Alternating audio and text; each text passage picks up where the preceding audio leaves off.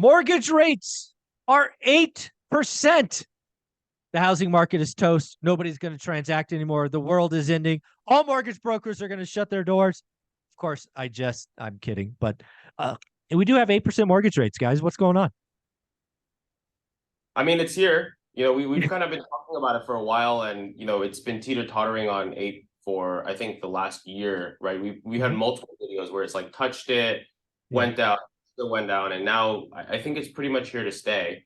And we're at a point now where obviously, especially in the investment world, rates are all pretty much the same everywhere, right? Even at the banks, I'm seeing higher rates unless you're putting a ridiculous amount down. So it's like, we're in this market now, and this is something that we all need to get acclimated to. And it's a new environment. But I think there's a lot of opportunity that we can talk about.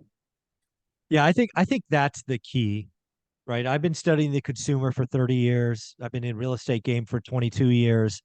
And I want to remind people of what happened last August. All right, it may be funny to hear this, but last August we took our first run at 6%. 6. What happened? Again, I have receipts. We can go back and watch it. We were talking to Beth Traverso, a top 1% agent in the freaking country, not city, not state, country. And she's like, Michael, nobody's going to open houses. It's crickets. It's shut down. Nothing's happening. And we saw demand fall off. Lo and behold, rates go from 6. They tick down, I think, to 4.99 or 5.1 or whatever it was, and demand came back. Then what happened is we got to 6% again, and it just ran through it because the consumer psychology had gotten interested. It paused again around 7. Now we're at 8. So to your point, now the problem is we're at 8 in the winter, which is the slowest time of season, right? When you talk about seasonality. So I think what's going to happen is we're going to see existing home sales fall down. We just got the report this morning, 3.96. I think they're going lower. But what will happen by spring next year? People will be used to it. And I think we're at the high water mark.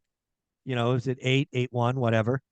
I don't think we see 9. No, I could come to regret that. But I think we're damn near the peak. I think the Fed's going to signal they're done. I think you're going to see banks starting to compete and take a 300 basis point compression and lower it. So it'll get interesting when we see 7.5, 7.25, 7. So I don't know. Maybe it's wishful thinking, but that's how I see the next 6 months. How's that feel? No, I agree, because I think the Feds have, and this might be my first time saying this on this channel, have done a better job than I had anticipated. I think they've kind of changed in the market size as being the kind of boogeyman bad guy that was going to continue and continue and continue. But I think the Feds are content with the fact that, look, rates are at 8, mortgage rates are at 8. The Treasury, the 10-year is almost basically touching 5 right now. I think 4.98, and didn't want to cross the 5 line. But I think we have a time where we're at least, and it touched on John's point and your point earlier, that the consumers at least realize that we're here. And it's always been one that I've kind of hoped for, that we just need, not only for the consumers and your average, investor or homeowner to understand, but realize where the market's at, because the roller coaster rides that we had for the last 12, 16, 18 months is really what shocked and what put down a lot of the transactions. When you go from 4 to 6 overnight, or go from 6 back to 5 overnight, that's going to change, obviously, the amount of people. Yeah, it's also really interesting, right? As a real estate channel, you talked to both homeowners and investors. As an investor, I frankly don't care what the cost of capital is, as long as it's the same for everyone. Because I just write a deal based on the current cost of capital, and if it doesn't cash flow, I don't buy it. I mean, it's that simple, right? And if it's not a great deal, I don't buy it. So I think 8% or 9% for investors is less of a problem, because we're just going to buy better deals. We're going to find motivated sellers. We're going to find value add. We're going to do what we always do.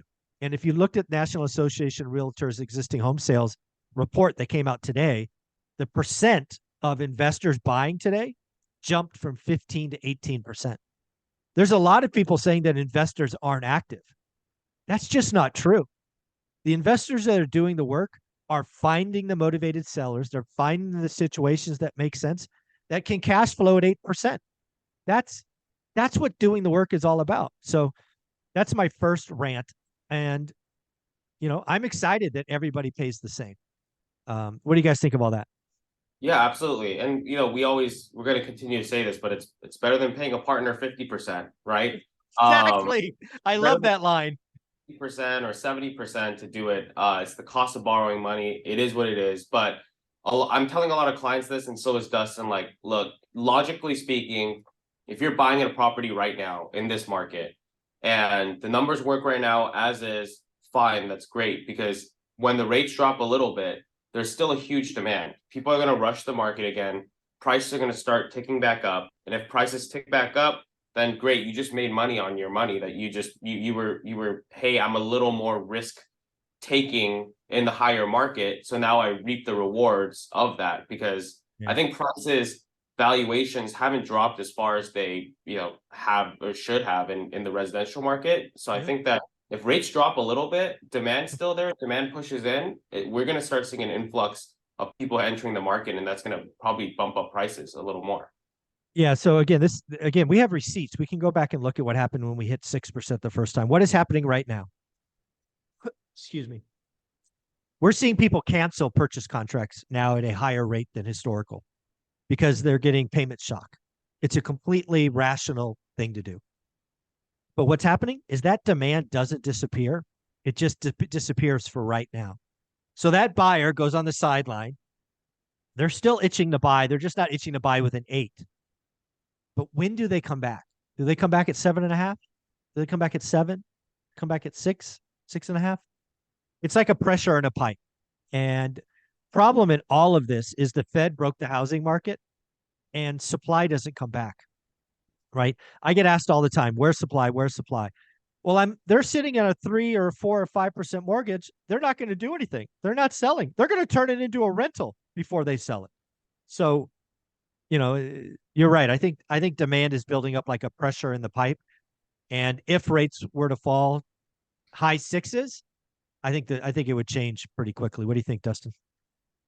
Yeah, like you said and John said, and we've always said, the biggest problem with right now our industry in terms of the housing, market isn't actually the demand, it's the supply, right? And it's just waiting to pop. And it's going to be interesting to track, now that we've hit 8, how much of an influx we'll see when rates go back down to 7.5, 7, 6. Exactly. Is it 5.99 that really brings everyone back in? We'll see. The beauty of consumers is people don't really, the crash bros and doomers don't get it. Individual families, aka households, make their own decision. Some will come back at 7.5, some at 7.25, some at 7, and so on and so forth. The households don't move in mass. I think that's the big, For sure. the boogeyman out there. So if somebody wanted to reach out to you and say, hey, I got a deal that makes sense at 8% or whatever the rates are, how do they reach out to you guys and see what's what? Go to convoyhomeloans.com and let us know you came from ORAT. Yep. The key is tell them you came from ORAT so you get one of these two fine gentlemen and you can thank them for giving us their time each week. Thanks, guys.